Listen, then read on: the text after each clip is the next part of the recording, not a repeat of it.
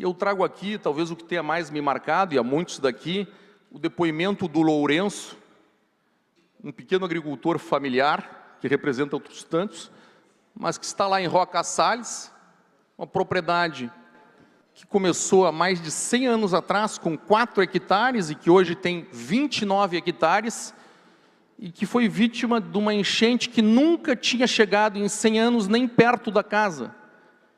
Está lá a casa do Lourenço, Roca Salles, demonstrando o que era. Poderia mostrar a fotografia anterior, por favor?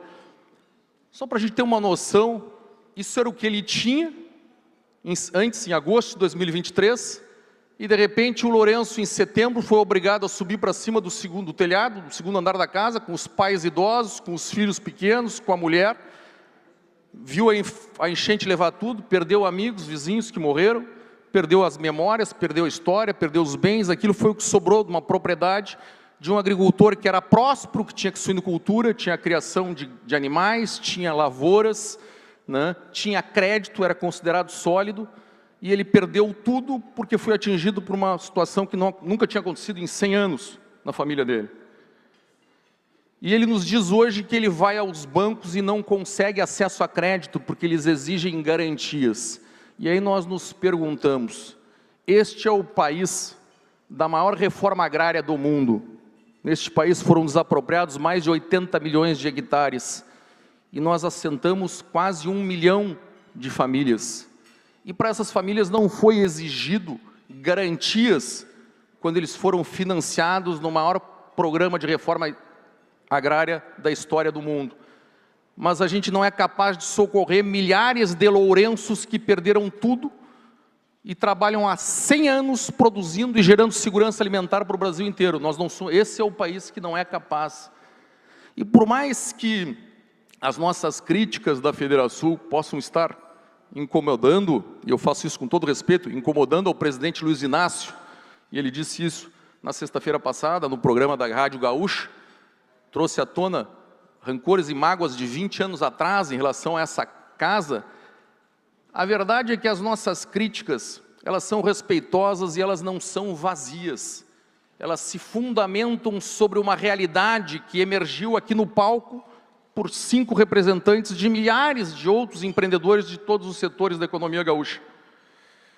A verdade é que os caminhos apontados com soluções racionais não foram apontados só pela Federação, foram apontados por todas as nossas co-irmãs, pela Fiergs, pela Farsul, pela FEComércio, pela FETransul, e foram apontados também pelas centrais sindicais de trabalhadores, pela CUT, pela Força Sindical, fizeram isso em conjunto conosco, 3 dias de reuniões, apresentamos os mesmos caminhos, as mesmas soluções, mas nós fomos todos ignorados, tanto as centrais de trabalhadores quanto as federações empresariais, fomos ignorados por Brasília, que nos apresentou propostas e políticas completamente desconectadas com aquilo que nós pedimos.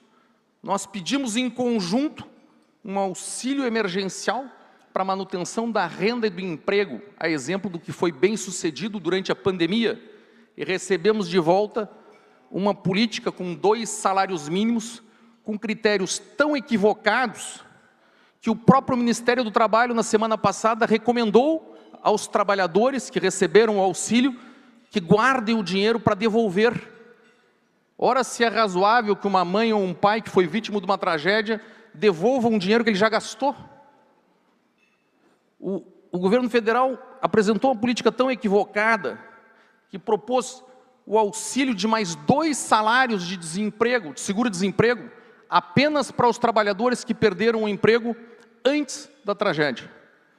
Mas esqueceu de contemplar as pessoas que perderam o emprego em função da tragédia a partir de maio. Essas não foram contempladas na política. Nós pedimos todos em conjunto crédito facilitado com fundo garantidor, mas o que nós estamos vendo é uma oferta de financiamento com exigência de garantias e um balanço saudável para empreendedores que foram vítimas da maior tragédia da nossa história.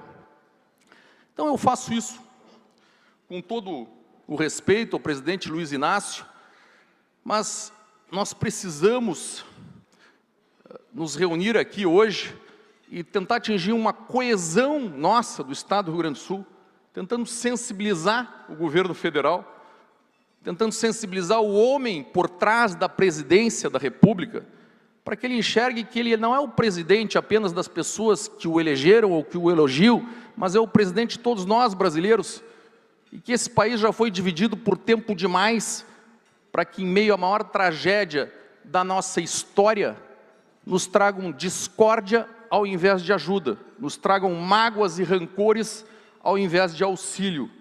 Nós precisamos de união, precisamos de convergência, precisamos que esse país assuma o seu papel enquanto nação, que valorize não apenas quem não tem emprego, mas quem trabalha e produz, gerando as riquezas deste país. Muito obrigado.